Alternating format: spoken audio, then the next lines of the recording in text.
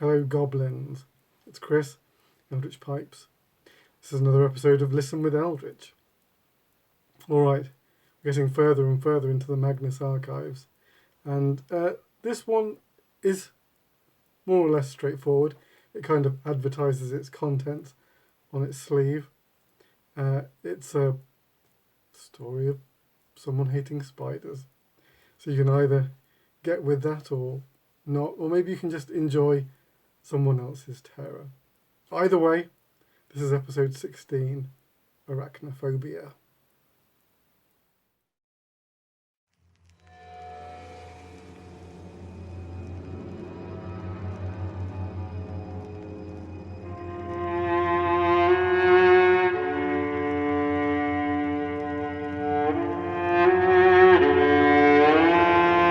Rusty Quill presents The Magnus Archives.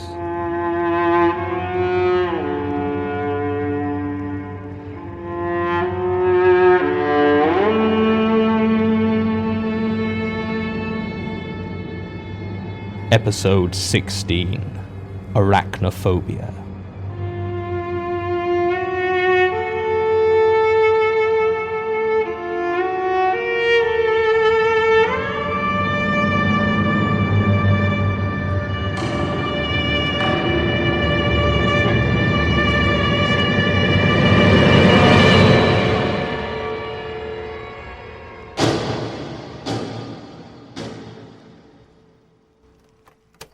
Statement of Carlos Vittery regarding his arachnophobia and its manifestations. Original statement given April 9th, 2015. Audio recording by Jonathan Sims, head archivist of the Magnus Institute, London. Statement begins. I hate spiders. I know, everyone hates spiders. Anytime there's any list of the top however many fears, they're always up there, and whole horror franchises have been built on the basic premise that people hate spiders. But not like me. Not like this. It's not the sight of a spider that gets me, not the legs or the eyes or even the webs they leave behind with only the drained corpse of their insect victims still inside. It's the presence of a spider, the knowledge of its being somewhere near, waiting to crawl on you, and all the warning you get, that gentle tickle of its legs as it climbs upon you. I'm not explaining myself very well. Let me try and phrase it in a different way. I can watch any number of films about the things, documentary or horror, it doesn't matter. I can read books on them. I can stare at close-up pictures of their weird spider faces all day long, and there's hardly a shudder from me. But I had to move from my last house after discovering how many spiders made a home in my garden. I walked out there one day with the intention of smoking a cigarette, sat on the rusty garden furniture that had come with the place, and looked up. There it was, stretched between two large branches, silhouetted against the sky. It sat. Objectively speaking, the thing was tiny, couldn't have been more than half an inch, leg to leg.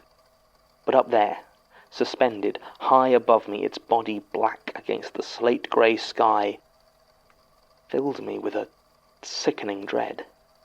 I leapt up and started to head back inside, but as I did, my eyes flicked wildly around the rest of the garden, and everywhere they came to rest I saw more lurking spiders, more webs. There were dozens that I could see, which meant there must be hundreds more I could not. There was no way I could live there after that. How could I sleep, knowing how many crawling horrors moved and twitched and spun their filth just a wall away? I'm not a fool. I know that all gardens contain spiders. Every single one is filled with them, nestled in any crevice or hiding spot they can find. But now I knew. I had seen them in their spindly multitudes, and I could not unknow how many were there. I could not stop thinking of when winter would come and they would seek to find a way into the warmth of my home. so I had to move. Renting in London moves very quickly, which is a pain if you're looking to find exactly the right place to live. But if you just need to get out and into a place as far away from a garden as possible, and you aren't choosy, it can be sorted out very fast indeed. I found a place in Boothby Road in Archway. While nearby Elthorne Road was full of houses and gardens, no doubt infested with spiders, my building was surrounded by concrete driveways and parking spaces, and the only vegetation were a few window boxes the other residents kept. The place was old, but had been kept clean enough that I didn't need to worry about hidden webs, and the rooms, though small, were open enough that I could keep an eye on all corners. I was on the second floor, so any eight-legged intruder would have something of a climb to access it, although I was acutely aware of the distance a spider can shoot its web when it wants to get somewhere. The building was also quite happy with pets, so I got a cat. I had heard from a friend who had a pair of them that they have a habit of catching spiders and eating them, slowly and torturously.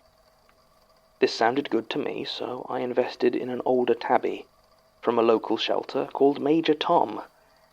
This is all a lot of superfluous information, I know, but you have to understand the lengths I went to, how little I would tolerate a spider to live in my presence, to fully grasp how unnatural it was, what happened to me, what is still happening to me. I saw a spider about 3 months ago.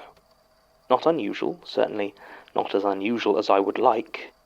Even with all my precautions, they still managed to get into my home once a month or so. My normal course of action is to immediately flee the room and leave Major Tom inside to deal with it, returning after a few hours. In all previous cases, this had worked fine. I believe Major Tom definitely ate the majority of them, and those spiders that had simply fled back into the shadows, well, I can trick myself into believing they also suffered such a fate. It may be that my grey feline companion never actually ate any of them, but he was a fine enough placebo that such a thought didn't concern me as much as it might. I remember that month there had been a few of them. Our building had acquired something of an infestation of some sort of insect I didn't recognize, small, silvery worms, almost like maggots, but slightly longer, and I assumed that they provided a good meal for the eight-legged little monsters. This spider was different. I felt it the moment I laid eyes on the thing, standing in the middle of the kitchen wall, displaying itself boldly, as though it wanted to be as visible as possible. I felt that familiar rushing fear, as though the floor had dropped away and 1,000 tiny legs are crawling upon every inch of my skin. But there was something else there. I was aware of this spider in a way I had never been of others that preceded it. It wasn't the biggest, maybe an inch wide, but its abdomen was swelled grotesquely. I could feel every one of its void black eyes focused upon me, see each hair on its fat, bulbous body, and smell the venom I knew dripped from its fangs. I hate spiders, as I have said, but I would have sworn that this one hated me back. None of this was enough to make me think twice about gingerly pushing Major Tom towards the thing with my foot and fleeing the room. I made my way into the living room and closed the door behind me, leaving cat and spider to deal with each other. I sat there, watching the TV, some panel show rerun, trying not to think about the thing on my kitchen wall. An hour passed, then 2, and finally I felt like I had enough stability of mind to open the door and confirm that the damned arachnid was gone. The moment I opened the door, I felt something furry brush against my leg. Choking down a sudden moment of panic, I looked, and sure enough, there was Major Tom hurrying out of the room at a run. He didn't seem hurt or upset, so I assumed his job was done. Then I turned back to my kitchen and froze. The spider sat in that same spot. It wasn't eaten, it hadn't fled. From what I could tell, it hadn't even moved. The only way I was sure the thing was real and alive was that I swear to you I could see its mandibles twitching with anticipation. I stood there, unable to summon the will to close the kitchen door or enter into it fully, and cursed Major Tom for a useless bag of fur. It was another hour before I was finally able to move. The whole time I stood motionless in the doorway, watching the fat spider that paraded itself on my wall.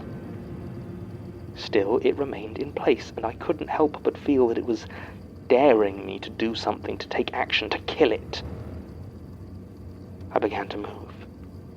Slowly, ever so slowly, I approached it, reaching a hand over the table and taking the half-drunk mug of coffee, now long cold, in my hand.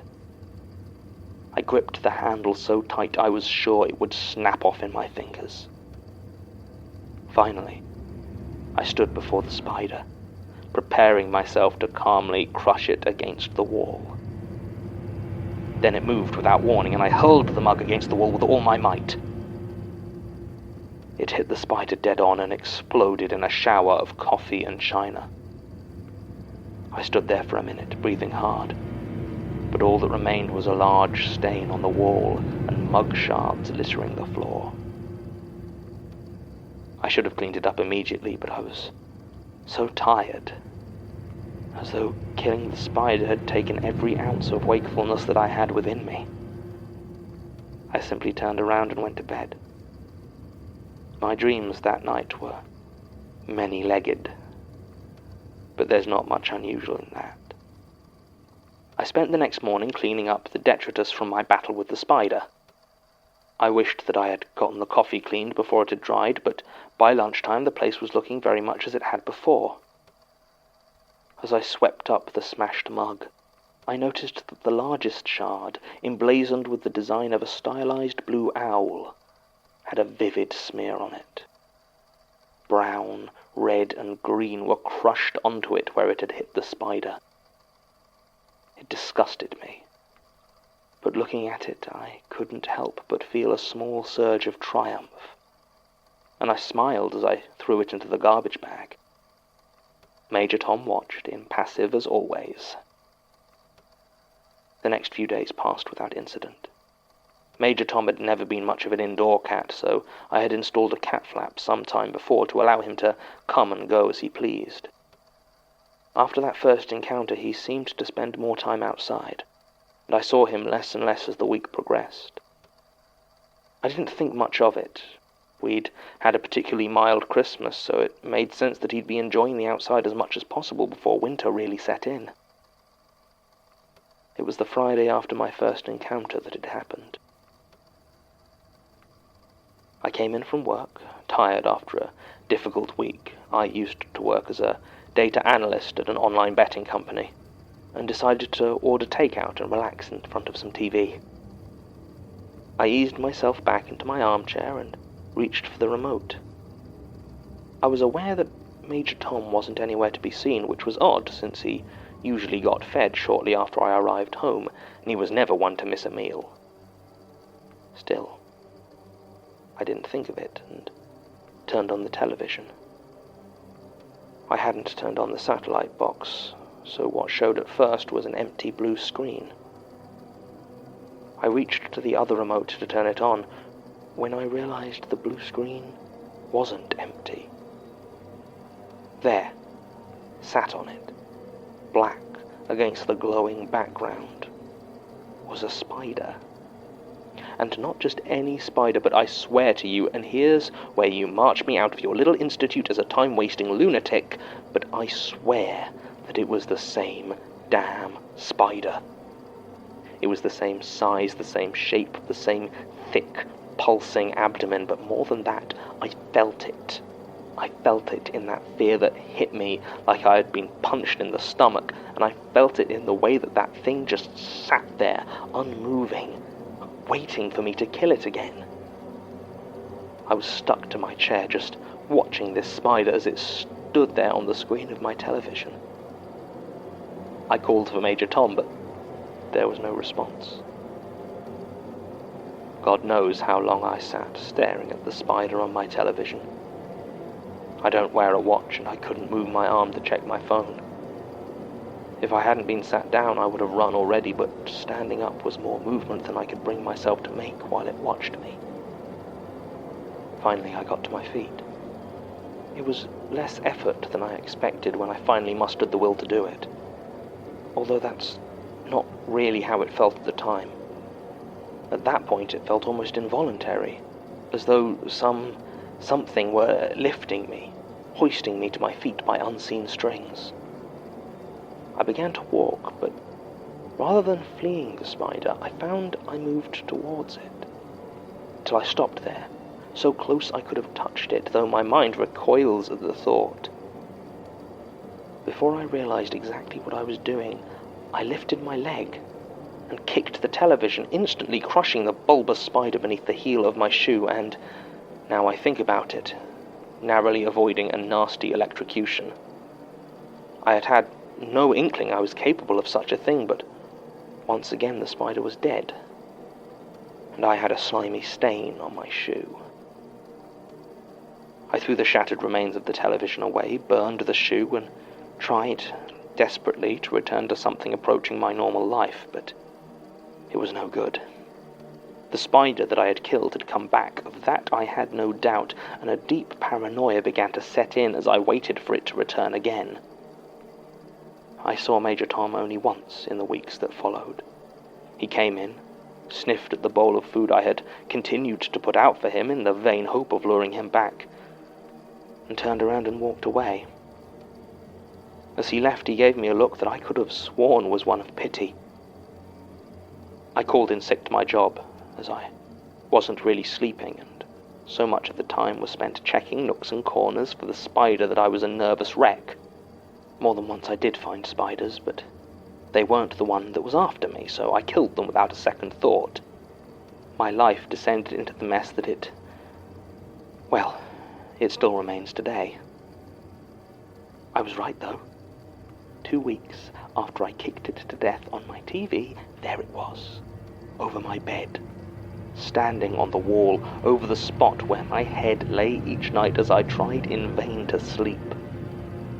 It was that damned spider, and I recognized it.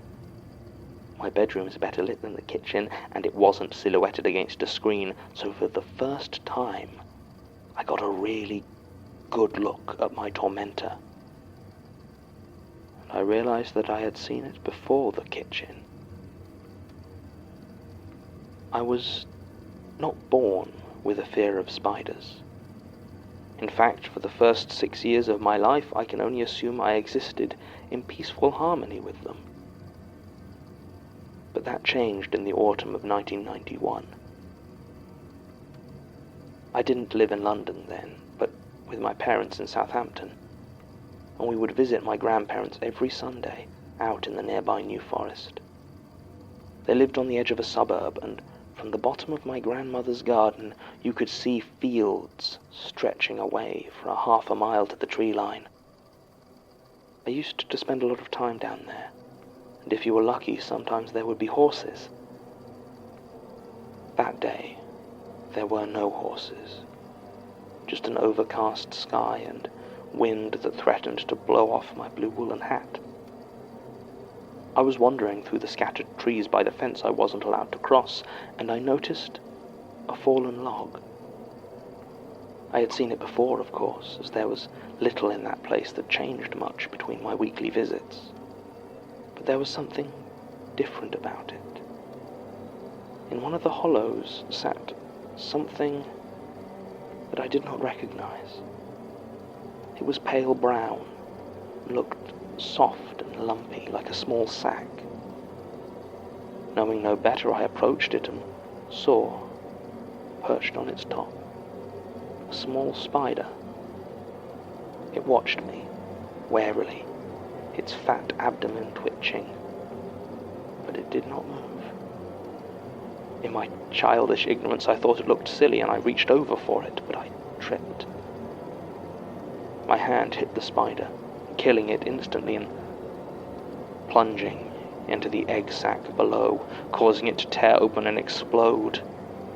I was suddenly covered in thousands of small, white crawling things, those tiny, dripping, half-formed and unfinished spiders. They covered my hands, my face, my eyes. I can never forget that feeling. And since then, the presence of spiders has filled me with the deepest dread. And that was the spider that sat before me on my bedroom wall. Though I remember little of what the long-dead thing had looked like, I knew it was the same. Can you be haunted by the ghost of a spider that destroyed your childhood? It sounds absurd, it sounds laughable. But there it was. I didn't know why it was here. And I didn't know why I was reaching for it. My mind screamed to stop, and I let out a terrible cry, but my hand kept moving towards it inexorably, as though willed by something else.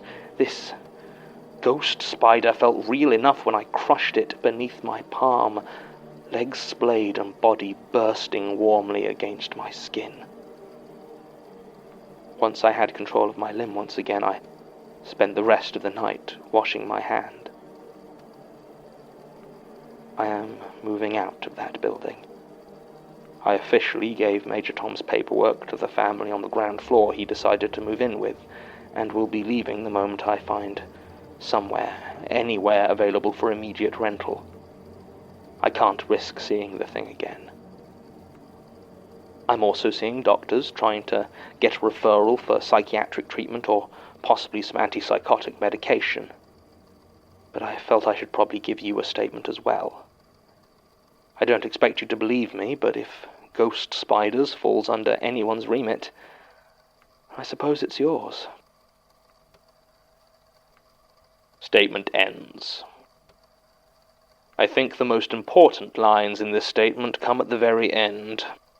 Antipsychotic medication and disbelief are, I think, exactly what Mr. Vittery needed to get through his problem with, ghost spiders. There simply aren't enough details given in this statement to actually investigate, short of Martin confirming that Mr. Vittery did indeed live at the addresses he provided. I would have asked him to follow up with Mr. Vittery himself, but he appears to have passed away shortly after giving his statement. He was found in his Boothby Road residence after neighbours complained of the smell, and had apparently been dead for over a week. Coroner's report lists asphyxiation as the cause of death, probably due to choking, though it doesn't say what he choked on. Simply lists foreign organic material blocking his throat. If I were of a more alarmist nature, I might think the appearance of Mr. Vittery's corpse lent some credibility to his tale. But as I told Martin earlier, he was there for over a week, so there is very likely a perfectly natural explanation for the fact that his body was completely encased in web. End recording.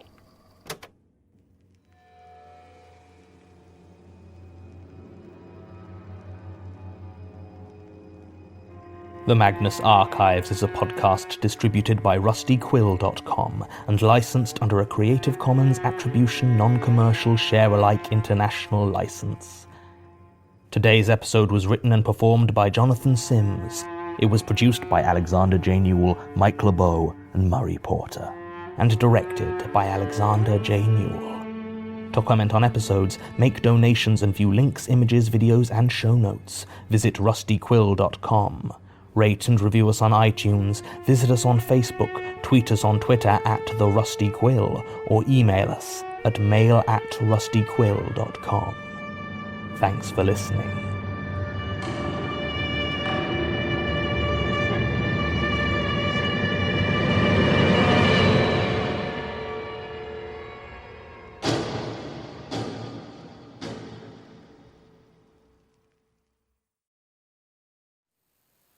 Well, there you go. Hope you enjoyed that. If you did, we're back next week for episode 17.